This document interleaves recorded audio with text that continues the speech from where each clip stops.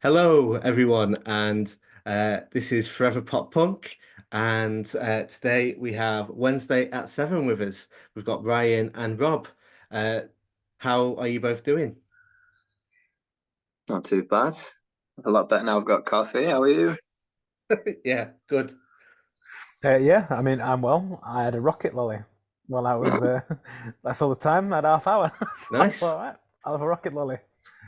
My Yep. wife went and did my wife did the shop the other day and came back with those watermelon ice lollies. Uh, Oh, they're all right, you yeah, know. they're good. They're good. I You was know like, what, get right? it. We're going really off topic in the very first thing about how are we, but them round trees ones, them fruit pastel ice lollies Yeah. are really nice. They're just very questionable. You can't eat one in public.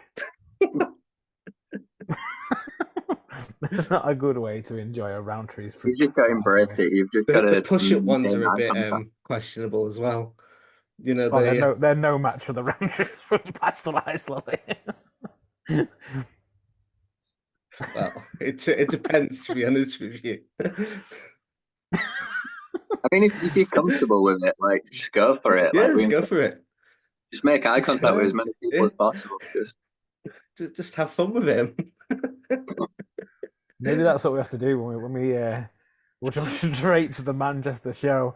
Whoever's there last has to stand in Manchester city centre eating a round trees fruit pastel ice lolly.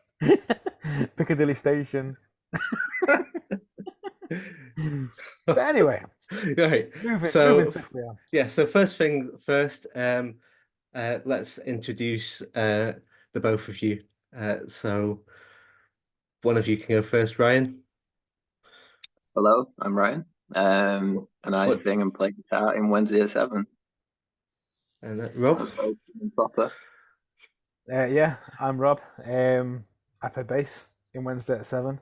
And yeah, I like a nice iron pair of slacks and walks on the beach. I absolutely butchered that. Romantic Yeah, I work butchered walk. that So quote. Yeah, I butchered that quote. I mean, depends if I've got a round trees fruit pastel ice lolly, if I'm honest. it's a beach, so it's very possible. But I'll make excuses as well for Joe and Tom. Me and Ryan can't play drums, or play two guitars at the same time. So yeah, Joe plays drums and Tom plays guitar, and they are currently doing other things. Terrible. I know. Right, so let's start at the beginning. How did you guys meet and form the band? It's for a very dodgy website. It's called Joe My Band. You've probably heard of it. I'm trying to think when it was. It must have been like Ooh, it January was last year. I don't know, February maybe last year. February. Yeah. I'll be able to you carry on talking. I'll tell you the exact date because I took a photo and went to practice for the first time. So basically, I was looking on there and I managed to like find Joe's post, wanting to start a band or some sort of project. So he left his phone number on there, and I thought, well, I might as well send him a text because no one ever replies on the website. I sent him a text, and yeah, we just started meeting up and making music. On the first time we did that was a Wednesday at 7 p.m. Yeah, Yeah, February the I did wonder how where the name came from. It's very People might think, specific. yeah, like there's no like magical reason behind it. It's literally just we're in the band chat and we're saying, right, cool, this is we're having a good time. We need to think about a band name, and it happened when like you have multiple conversations going off in a group chat. So Yeah. someone put, oh, we need to think of a band name, and then I think it might have been me. I can't remember, but I replied to an earlier question that someone asked, like, oh, when are we meeting up and having this jam for the first time? And I put Wednesday at 7. And then someone just went, "That's a cool name," and I'm like, "What? What have I meant?" yeah. And it just kind of stuck because the more he said it, it was like got a got a ring to it. It has got a And ring to it. we couldn't be asked thinking I or anything mean, else. To be honest with you, so does it mean you can only ever play on Wednesdays at 7? We've never done actually done anything. that. We've done nothing else ever. Wednesday at 7. Our practice is never at 7 either. It's either at 6 or 8 usually. Didn't We you say at barely one practice point at that you 7. did your you were doing your announcements and stuff and like releasing your singles at like Wednesday at 7? Or were you I think just taking the piss? we did it, and then to see if anybody would notice. Nobody noticed. No. Nobody stated it like, "Oh, it's funny you've done this on Wednesday at 7." Like that's all I was waiting for was like a little dad joke in there, and nothing, absolutely No. nothing. So now, I think we'll just never do anything on a Wednesday at 7, just to prove a point. Just called Wednesday. I don't know if you can see my phone screen, but that was February the 8th, 2023 was our first practice. And that point was just me, Joe, and Ryan. Oh yeah, that's a good point actually. Tom was the late one to join. Yeah. He came in. Were it like a month or two? I'd say like 2 because we'd done several practices. I should probably note, obviously, we found you on Joe My Band, but I've known Joe for like Too the long. entire time I've lived in Doncaster, to be honest. I don't even know how I found the guy, if I'm honest with you. Like, or maybe he found me. I don't know. He's not here to reminisce, shall we say? But yeah, no. Tom was a good couple of months in. We tried 2 other guitarists, I think, before Tom. Yeah, That it just was weren't interesting. right. Yeah, you know when someone's not right for the band. Yeah. I mean, They weren't. I have no idea because I'm not a musician, so I'm just kind of going, yeah, I know, but I don't. But I can imagine. Yeah, my next question was it always pop punk? Like, were you always planning to start a pop punk band, or was it kind of just that came naturally, or how did that evolve? That's quite interesting actually, because I'm pretty sure on the ads that I used to put out when I was looking for a new band, I think it was always sort of leaning towards pop punk, but I always made it pretty obvious about my influences being like Blink, Green Day, Yeah, you know. So I think that was always like a prominent thing that it was going to head towards. But I was open to like trying different things. I didn't want to go back to playing like indie music or anything like that. I wanted to try something and experiment. But then when I met these guys, they were sort of like not the exact same music taste, but when we started to like share his music collection, everyone sort of got on board, and it just felt yeah, natural to do it. And the first sort of like demos that I recorded, just had that feel, and I think it's just inside sort of thing. It just naturally happens just from my influences, and yeah. I hope I it. can imagine. So what are your influences? Obviously you said Blink. You said someone Yeah, else and I wasn't listening. it's mainly going to be like your early 2000s sort of pop Yeah, punky scene. 100%. Blink's always going to be number one, always, and then all the offshoots: Angels and Airways, Box Art Racer, Green Day, My Chemical Romance, Sum 41, Paramore. Just all that, all Just that just combined into all the classics. all the classics combined Yeah, into one. you can definitely it's definitely like a classic pop punk sound, but I think the vocals kind of give it a difference. Yeah, yeah, I'd I think agree that's on that. it. It's trying to like, it's just trying to do something different. Because we've said a few times we didn't want to just be a generic pop punk band, which Yeah, sounds bad to people that that are, but they're not being it to be a generic pop punk band. They're no, like there's certain things I think, because I've been in pop punk bands before, and it was very much like whack a guitar in drop D, and then just open notes. It's like chug chug chug chug chug chug chug chug, and then you just yeah, like chug chug chug chug, and it was like yeah, listen to that, it's so cool. But like it is cool, but only so far. Like so, we just wanted to do something a bit. We purposely wanted to do something a bit different to being like, this is what pop punk usually is. yeah. It's heavily pop punk, but with something a bit different about it.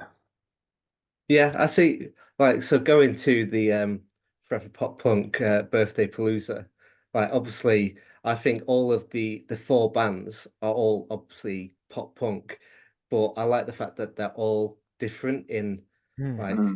slightly different way, which is hopefully will make it a really good evening. Instead of it just being like the same band, like just four times. 'Cause, like when you used to go to some of the gigs, like back in the day, it'd literally just be like a cut copy paste of this same style of music like four times, and Yeah. you'd get bored. You'd be like, I like the music, but some difference, please. Yeah, I think it'll be interesting to see what the other bands say, like, and it'll be interesting what other experiences are. I think a night in November might be the best placed for this question, because it's been going several years. Yeah, But like, it's quite common for pop punk bands. It happened to us on our first show actually, to be thrown in a lineup where it's like you're a pop punk band, but then you play with like three like heavy like yeah. screamo type bands, and it's sort of like I don't really know how I'm on this lineup because people that come to see me or us or whatever don't necessarily. I always look at music like a scale. So you've got your middle points like pop, for example. Yeah. Like one side's like rap and this, that, the other. Like it's not my thing. I don't really know how it breaks down. But on the other side, you almost go out like pop punk, like you're like heavy rock, metal, obviously loads of stuff in between. So I always see it that if someone likes metal, they're probably gonna like pop punk. But if someone likes pop punk but doesn't like metal, it's sort Yeah. of like they're not going to stretch to that bit. And I feel like that used to, I've not seen it so much recently, but like that used to be a big thing. Is like pop punk bands just being slammed on metal lineups, and just the middle you're randomly there, like, hey, Well, yeah, we're pop punk. it's actually funny you say that because one of the first kind of times that I've started thinking like I could put on a gig was like Sharp Eyes put a TikTok out like saying about like the problems with like promoters and like doing gigs, and one of them was that like they always get put on shows like with bands that just aren't anything to do with what they play. Um, and I was like, well, I could with Forever Pop Punk, obviously I could do like a pop punk gig. Um, it's in the name. Uh, and then yeah, it happened.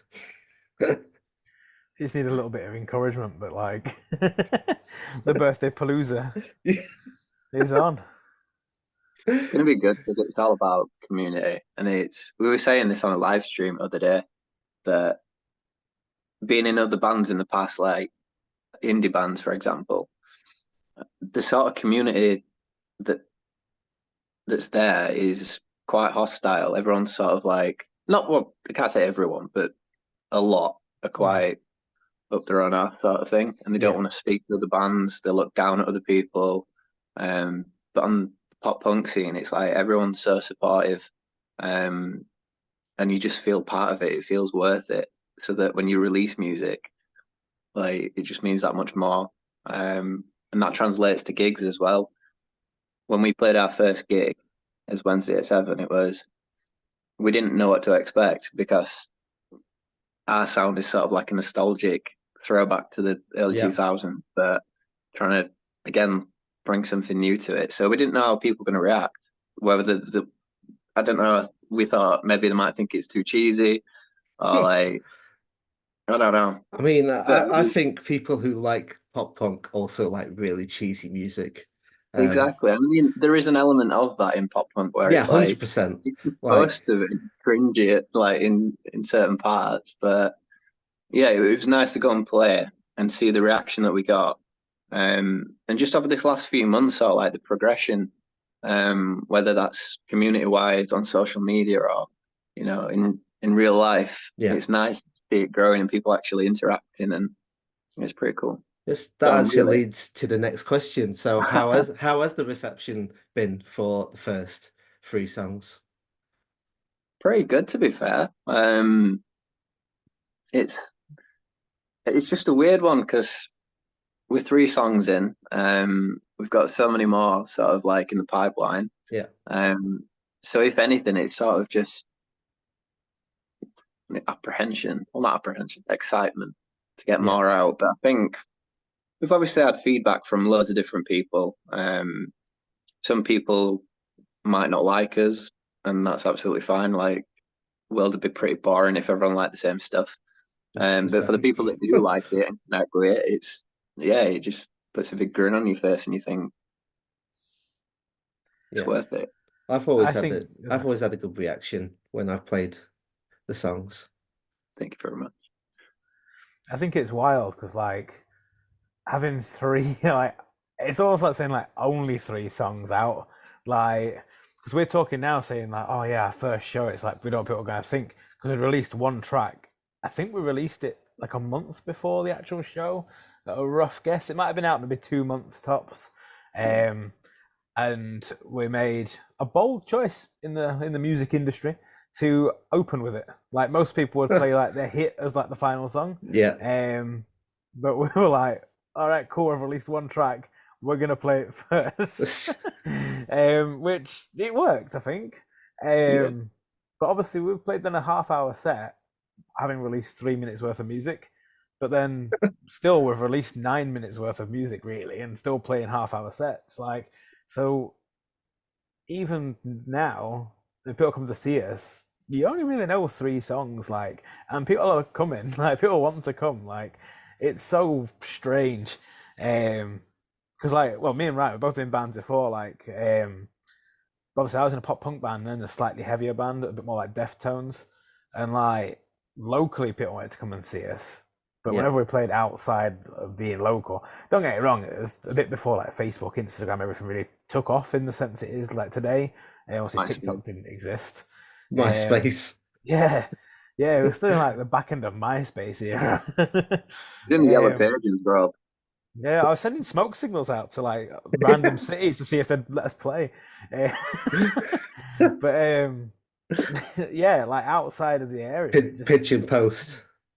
Do you know what? It might as well have been. It might as well have been. But like, I think that's what the difference is now. Like, you can reach such a big audience quite. I'm gonna say quite easily.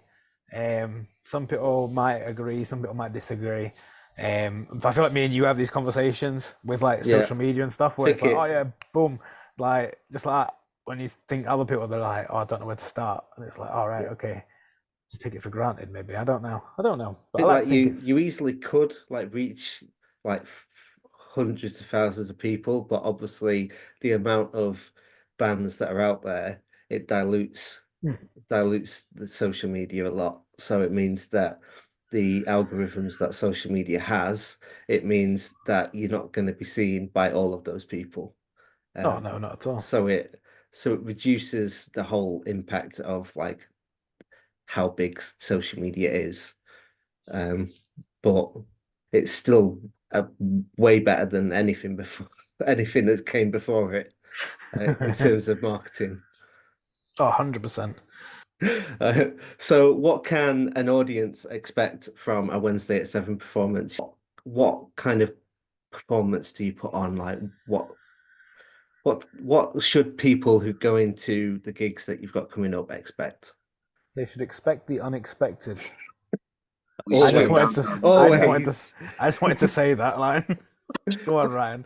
Deliver something more important than that. Well, I mean, I just said we stripped down to his underwear and start doing handstands.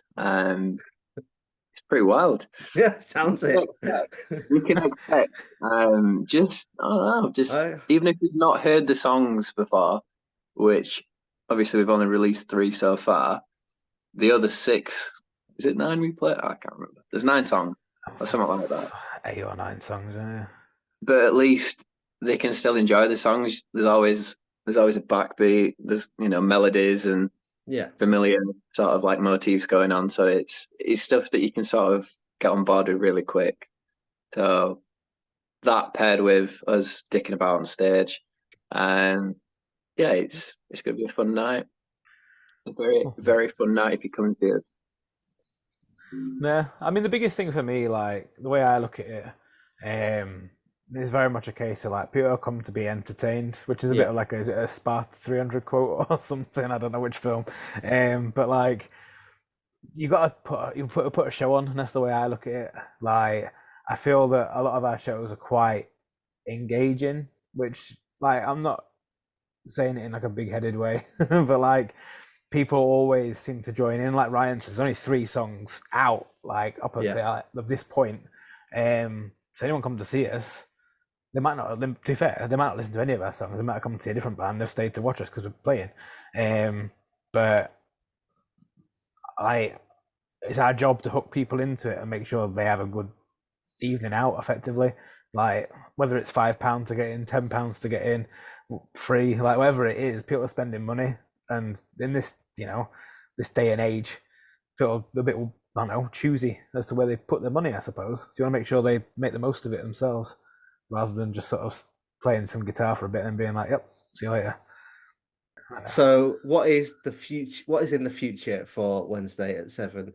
You've got gigs coming up. You've got all these songs. What are your plans? What do you want to achieve with this band? So many things. It's funny because we had a meeting recently discussing like the next phase of the band, which is just sort of like the natural evolution of where things are going, what needs to happen. So I'm not going to go into mega detail about that, but basically it's just pathways being set now for the new songs coming out, whether they're singles, EPs, or something else. Like, there's stuff happening all the time behind the scenes. And just later this year, that's all I can say. Later this year is going to be a very good time to be listening to us.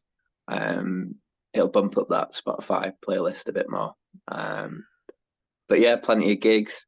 We're going to start doing a lot more like online stuff too. We get a lot of interaction on live streams, and we want to sort of branch out and do a bit more of that.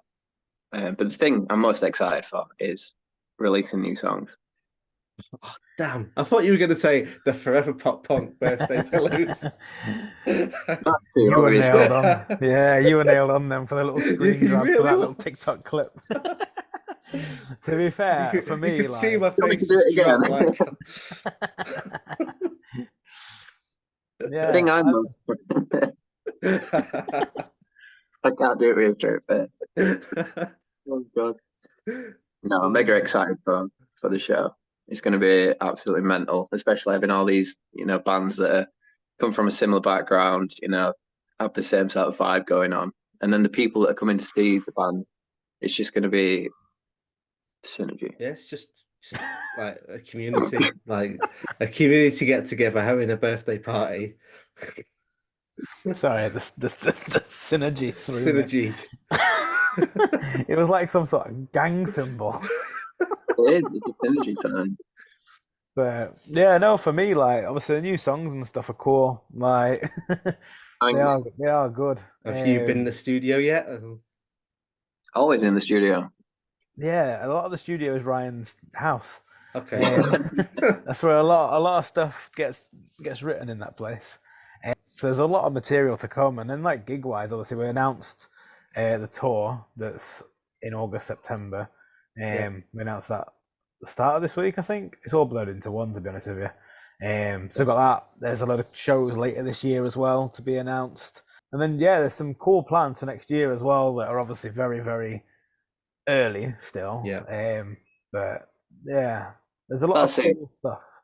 It's a case of like we're mapping out sort of the future of the band, and just ramping things up to the next level and beyond.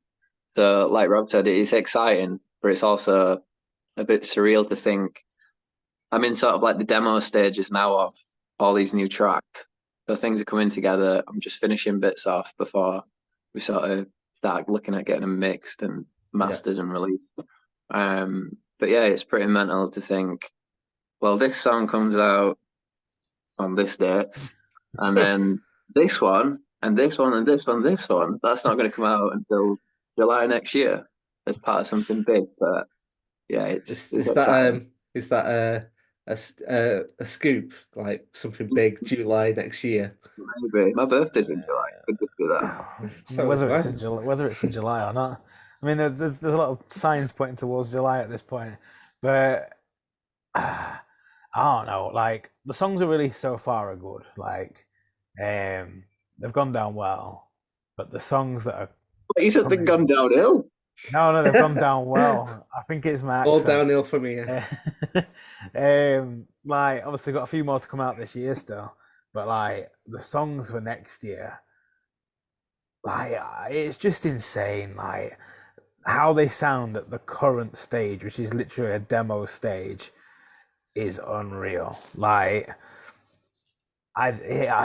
it's so hard because coming from me and us, it sounds like it's really big headed, like, and it's almost that point where it's like, oh, it's all coming soon, it's all coming soon. But like, honestly, the music is like, if something's gonna take us up a notch, it's that, and if it doesn't, I don't know what we're gonna do because it's so good. It's cool because the sound's evolving like drastic, not like drastically, it's probably the wrong word, but like It just evolves. it's constantly evolving, but we're always learning and sort of like experimental with things.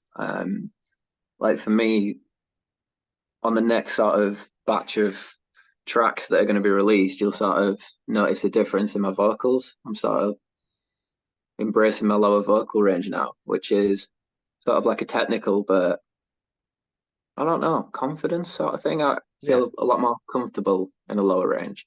Um, but it also helps the sound on the recording. So everything sort of intertwines. And same for guitar sounds, like we're always trying new things and just trying to make things sound bigger and better and cool, and fun, and Cool. nice.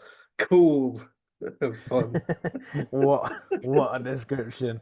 I think another big element to put in there as well is like when we're playing live, you can see what works well and what doesn't.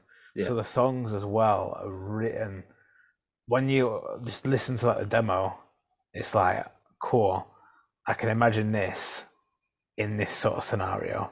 Like the songs are written, and it's almost strange because I can like visualize because obviously the work I do, like I visualize a lot of stuff.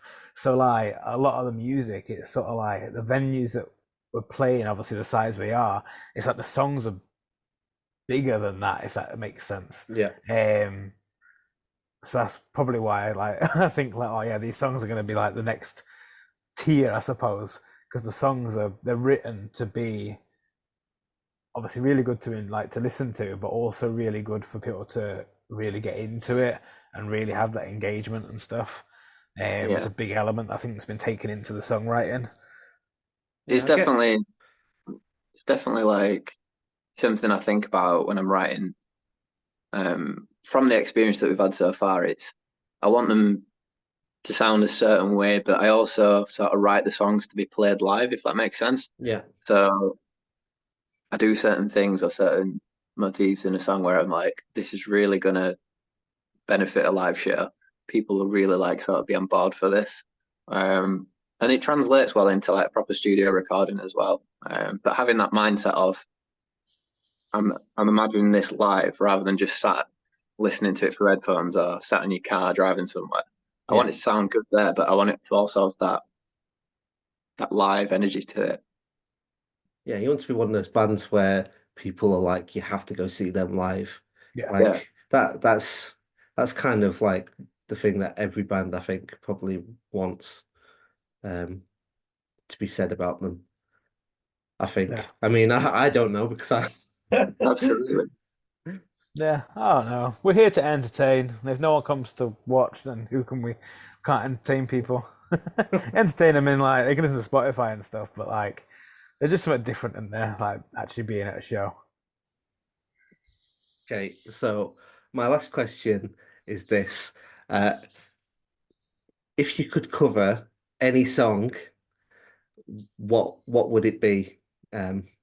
Like as Wednesday at 7, you could literally cover anything and it'd be deemed acceptable.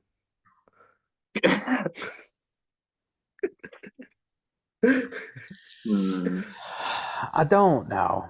For me, I don't know what song, but I always like to think if we're doing a cover, it either has to be something that's not really mainstream, or it has to be something that can be adapted.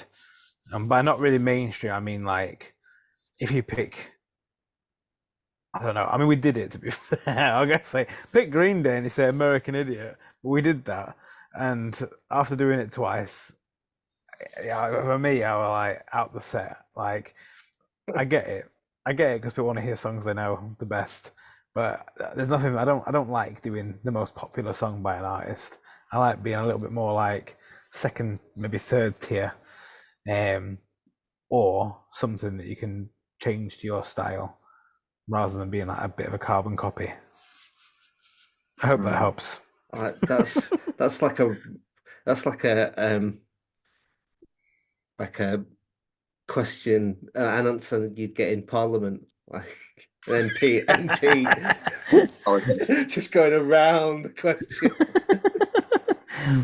Yes, music.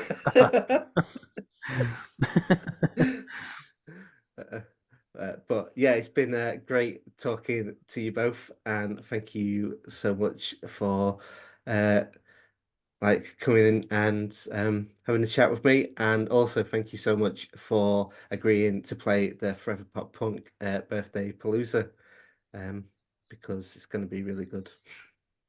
I just love the word Palooza. Like, so I feel like it's not well known, like how that name came about, but I feel like it's a whole story in itself. In I that can't remember it how was so it was so in the Forever Pop Punk Discord server we have a bot that is obsessed with tacos. I remember. Honestly, I don't know how we've done it, but we've trained it so that every question you ask it, it's like an AI thing. It'll get tacos in there somewhere. It's turned medieval recently as well. It is very medieval. It's like I think someone asked like, but surely tacos weren't around in medieval times, and you can see this bot just go. I swear though, it just sort of like it came around the houses and we're just like, but if they were, I'd have loved them. I'd have loved them.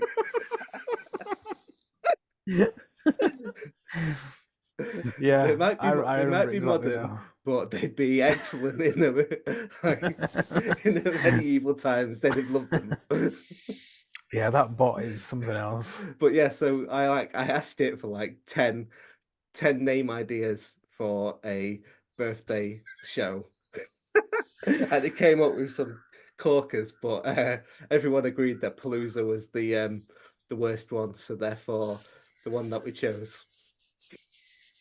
Yeah, I'd completely forgotten. When he said it, I was thinking, I feel like I'd have been in on this conversation, but I can't remember it. I was, as soon as you said it, as soon as you said Taco Bot, I was like, I know exactly what this was. Googled the meaning of Palooza just to clarify. Go on. Palooza is an extraordinary or unusual thing, person, or event. So I think with a bunch of pop punk fans, all of the above, yeah. I think that sums it up. So Taco Bot is a genius, basically. Ye old taco. That sounds like a place you never want to go. I'll ask it now. Would you visit a taco restaurant called Ye Old Taco? Of course it will. Any taco. Let's reword it a little bit. So at Taco Bot, would you visit my new restaurant, Ye Old Taco? Oh, hit me with your best guac. Taco Bot is typing. Oh, a new establishment in the realm of gastronomy, you say? A restaurant bearing the name Ye Old Taco beckons to me like a siren's call. I, Taco Bot, well, technically me 6, a stalwart knight of old, cannot resist the allure of such a place. Tacos, a culinary delight wrapped in a tortilla, hold a special place in my metallic heart. Lead the way, good sir or madam, for I shall partake in the feast of tacos at your esteemed establishment. Thank you, Taco Bot. Can't wait to see you. I think I'm the only person that has a conversation with Taco Bot, if I'm honest. Loads of us do, and it's a great time. It's one of the Your main warmth. draws of coming into the Forever Pop Punk Discord server, like being able to chat to Taco Bots. I mean, I'm not gonna read the whole paragraph out, but the final line is, "Until then, let the aroma of tacos guide us on our culinary adventure." Like so obviously I've changed we did change the name to Taco Bot. So I was wondering whether it's because obviously it's got Taco Bot in the name, like it was obviously like coming up with tacos. So I changed it to Gravy Bot and like said, would you rather have gravy or tacos? And it was like gravy's all right, but I have to stick with tacos. Tacos are my favorite. It was in a more medieval style, of course, like a culinary delight that is the humble taco. I feel like it wasn't always medieval though. When I first joined that Discord, it wasn't medieval. No, It was just like a gone. normal, but now it has turned into like the gleaming knight of the round table. Yeah, when you ask it to write a song, it always has tacos in it, and it's always like some weird like medieval like oldie worldy words. Playing Well, on a lute. That's 2025 sorted anyway. Taco Full of Punk Festival. It needs to happen. So if you're in for some inspiration, get chatting to your Taco Bot. We need some new festival dates for next year. Palooza Part 2. We'll call it something else next time. Well, Taco Bot can choose. Yeah, Taco Bot. It'll just be Taco Festival. Taco Fest. Taco Fest with Wednesday at 7. For the first set, we just eat tacos. For the second set, we play. The third set, we eat more tacos. There's an interval, and then we eat some more tacos. Oh dear. Right. So, Anyway. yeah, again, thank you so much. And yeah, I will see you on August the 17th in Manchester. In Manchester. Buy tickets Sorry. now. Whenever I hear the Manchester, I always think of the kid from In-Betweeners movie. I'm not doing the accent. There's so many things in between this movie. What? We just keep talking now. This is the problem. I'm sorry. Yeah, this is the time. Because like, I know. So with the In-Betweeners, sorry. right? You know, there's that thing where I'm a Burnley fan, and there's the whole thing about Burnley. I was there in the cinema wearing a Burnley shirt, like brilliant. As that was going on, and I was in Newark as well, so I wasn't even near Burnley, so it wasn't like everyone was and obviously like knew who Burnley was. It was like, oh, oh dear. Right, we're going to do a third final. Thanks for having us. We go. No problem. That's it, right? That's it, Rob. You just say thank you, see you, bye, end the call. Anyway, fruit pastel. But I'm not ending the call, am I? We've got a secret thing to do. We haven't got a secret thing to do. I'm ending the call. This is just turned into a podcast at this point. Yeah, it is pretty much a podcast. So yeah, thank you so much, Chad. I will see you soon. Thank you, and good night. Thank you. See ya. Bye. Bye. See you later.